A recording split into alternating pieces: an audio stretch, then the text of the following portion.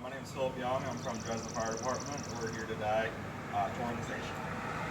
So since Dresden Fire Department is volunteer and paid, we have part-time EMS and fire on scene or on duty 24/7. So this is what we usually wear when we respond to EMS calls. For fire scenes, we have our bunker pants, our boots, helmet, and mask, and our jackets. Basically, this is what we wear when we go into a fire or something like that where we have to have air. So you'll basically see us come in either not on air with the air pack on and a helmet like this, and then if we are on air, we'll have this mask on.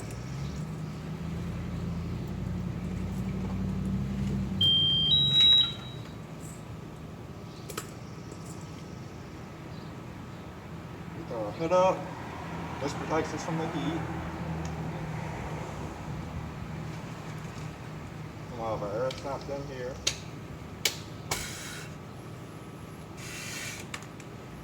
Our helmet on top. And then we're good to go.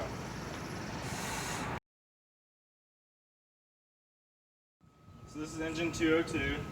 This is our newest truck. We got it around 2011. And it's our first out truck. It's an engine from Pierce. This is the driver's side. And we'll go here to the back. This is where most of the fire sits.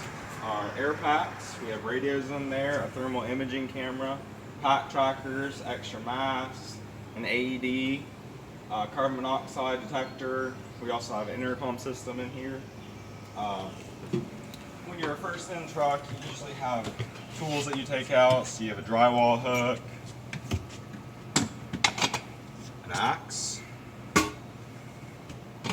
There's also a fire water extinguisher in here. On the other side, we have a roof hook, which you can use to pull off pieces of drywall, anything that you really need during overhaul. We have another axe over here and a Halligan.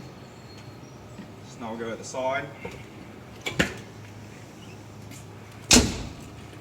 These are three cross slays. We pull these out basically on a fire. This is the pump panel. So when you're a driver, you're also the engineer, so you're responsible for getting the team water.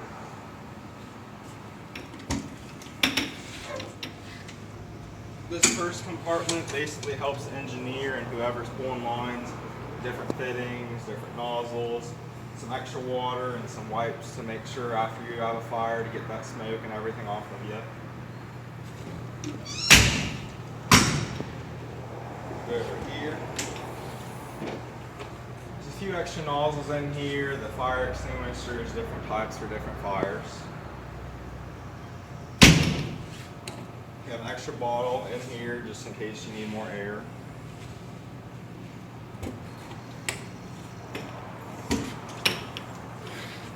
In here we have a high-rise pack, so if you're in a commercial building, they have usually a fire system that you can hook up so you don't have to run the hose from the truck up to the fire. The driver's helmet, chimney nozzle, which we don't use this much anymore since there's not many chimney fires. Rip pack. This rip pack is what happens when there's a firefighter down. It has an extra bottle, an extra mask. So when you take it into a fire, you strap it to yourself and then carry it in. There's some utility and search rope. And then down below here, these are wheel chocks. So whenever you're on an incline or ever need to chalk the wheels, you just pull these out here and then chalk each side. This is our blitz nozzle. This is basically a ground monitor. So if you're working a defensive fire, you could throw this up and stake it in the ground and leave it, and it will just continue to spray water. This is some supply line, 4-inch. So whenever we go to a hydrant, we can throw this up and then pull the hydrant and then hook it into the engines. That way you have a limited amount of supply of water from the hydrant. In here we have the fan. When you want to get the smoke out of the area or clear it out, you can run this fan near the door basically for positive ventilation. There's also a hose or a strainer in here for a portable water tank.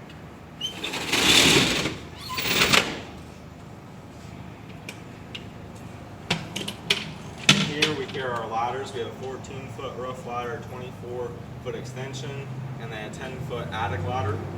And then also above that we have some pike poles. a 6-foot pipe pull. We use this for just basically about anything, pulling ceiling.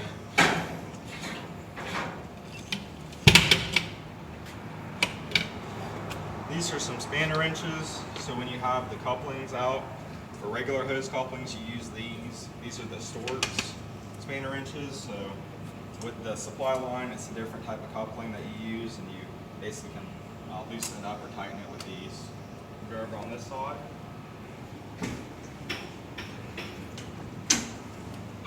On this side, there's a generator light, and then a electric fan, which we hook into the power system of the truck.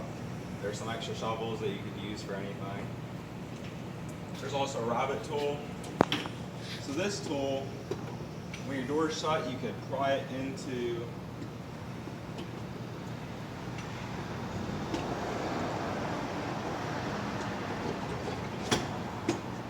basically put it in a doorway, and then you pump it up with air so it separates the doorway and you get it open. It's a forcible entry tool.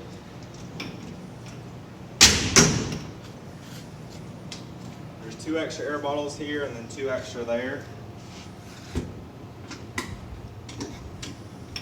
On this side we have all of our tools.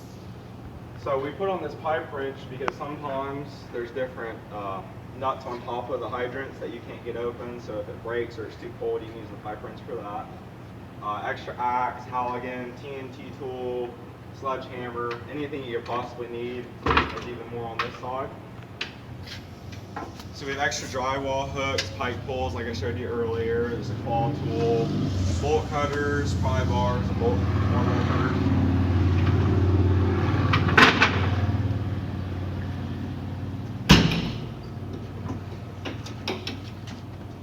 This one, we have the K12, which you can cut pretty much anything with that. It's a pretty versatile tool. There's also a chainsaw behind it. These are hose clamps, so when you want to stop the flow, maybe change a coupling or extend the hose, you put on one of those and it will stop the flow completely. Toolbox, barrel strainers, sprinkler kits, which these are nice because sometimes in like high schools or schools, the sprinkler systems are different, so that's an easy way to chalk that and then close it. On this side, this is just an extension pump. There's fittings in here. Basically, when you want to fill the tank, you can hook up this one, open it up. There's another hose connection point. Then on this side, we're back to the passenger side or the back compartment of the truck, the cab. There's some extra lights there. And this is the officer seat. He has a computer up there, access to all the radios. There's some paperwork in the front and another mask up there and another air pack. We're back at the front. So this is the front trash line is what we call it. We pull this out on pretty much anything that requires a quick fire, like a vehicle fire. We pull this line. It's a lot easier than pulling the crosslays off. It's easier to put back in there.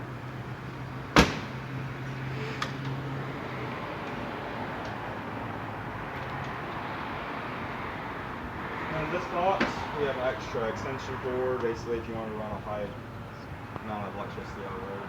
And that's pretty much it for the engine.